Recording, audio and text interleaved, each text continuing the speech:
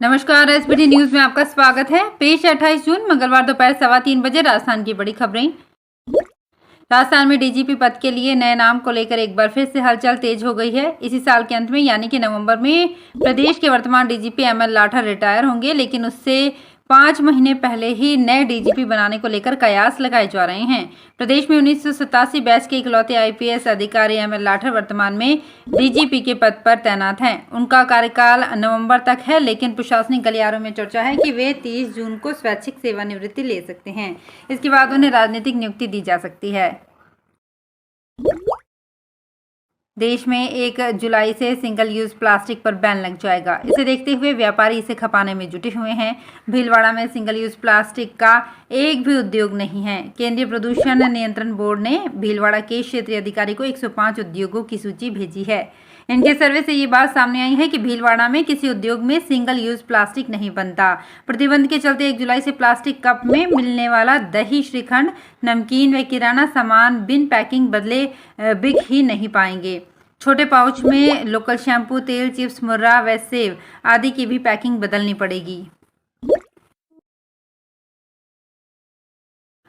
राजस्थान सरकार ने प्रतियोगिता परीक्षा में अभ्यर्थियों को रोडवेज बसों से निःशुल्क गंतव्य स्थान तक सुरक्षित पहुंचाने को लेकर रोडवेज को आदेश दिए हैं। इसके बाद भी मंगलवार को आयोजित होने वाली 2 दिवसीय प्रयोगशाला परीक्षा में एक दिन पहले पहुंचे अभ्यर्थियों के लिए डूंगरगढ़ रोडवेज की ओर से अतिरिक्त बस की व्यवस्था नहीं की गई। इसको लेकर अभ्यर्थियों को शाम को बस नहीं मिलने पर नाराजगी जताते हुए विरोध प्रदर्शन किया।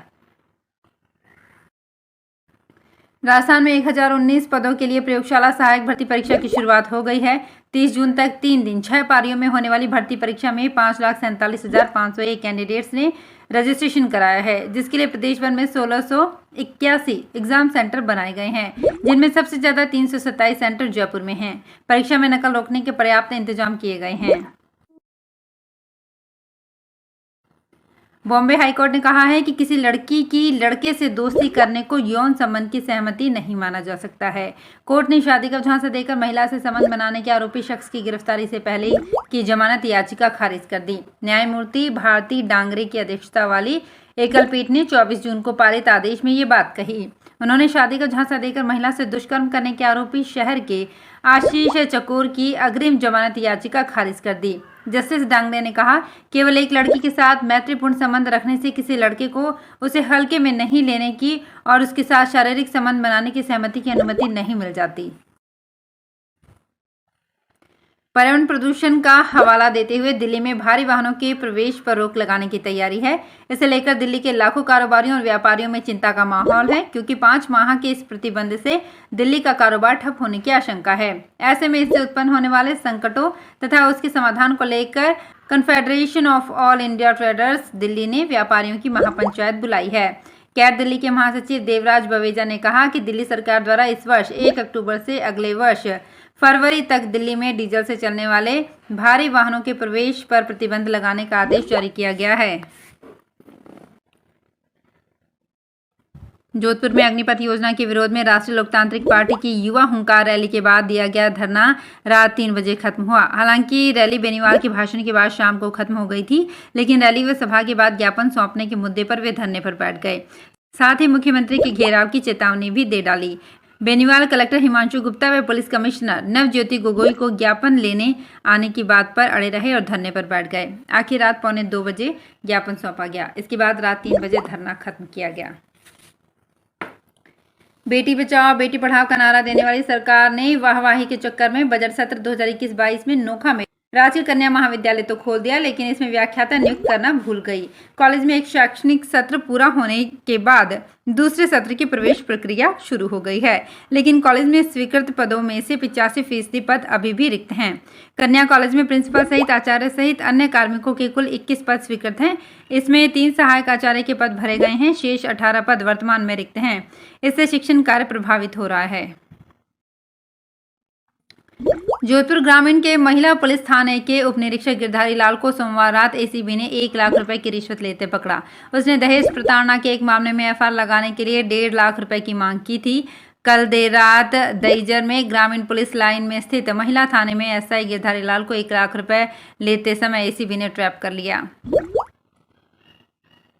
बीकानेर शहर में चोरों ने पुलिस और आमजन की नाक में दम कर रखा है। चोर अब सार्वजनिक स्थानों पर रखी ऐतिहासिक स्मारकों का सामान भी चोरी करके ले जा रहे हैं। म्यूजियम सर्किल के पास रखे एयरक्राफ्ट से अज्ञात व्यक्ति कुछ सामान चुरा कर ले गए। इस संबंध में शहीद के भाई सत्येंद्र उर्फ सीताराम सिहाग ने सदर थाने में शिकायत दर्ज करवाई है।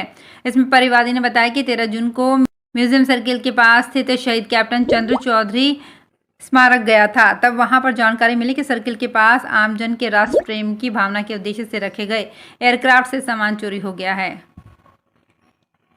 मुख्यमंत्री अशोक गहलोत 3 दिवसीय यात्रा पर आज दोपहर बाद जोधपुर आएंगे। वे जोधपुर पहुंचने के बाद रीजनल कैंसर इंस्टीट्यूट सहित कुछ अन्य विकास कार्यों का शिलान्यास व लोकार्पण करेंगे। इस यात्रा के दौरान वे कांग्रेसी कार्यकर्ताओं के साथ संवाद स्थापित करने के अलावा जनसुनवाई भी करेंगे। बीकानेर में सरकारी कार्यालयों में अधिकारियों कर्मचारियों के समय पर नहीं पहुंचने व कार्यालय समय के दौरान नहीं मिलने का ढर्रा बना हुआ है। सोमवार को जिला कलेक्टर के निर्देश पर जिला मुख्यालय के 33 कार्यालयों में कर्मचारियों की उपस्थिति जांच के लिए हुए औचक निरीक्षण में ये स्थिति सामने आई। औचक निरीक्षण के दौरान विभिन्न कार्यालयों के 610 कर्मचारियों में से 258 कार्मिक गैर हाजिर मिले। जिला कलेक्टर के निर्देश पर राजस्थान प्रशासनिक सेवा के 10 अधिकारियों ने ये चेकिंग की। निरोगी राजस्थान अभियान के तहत चिकित्सा एवं स्वास्थ्य विभाग की खाद्य सुरक्षा टीम द्वारा शहर के प्रतिष्ठानों पर कार्यवाही करते हुए मिलावटखोरी के खिलाफ पदार्थों के सैंपल लिए गए।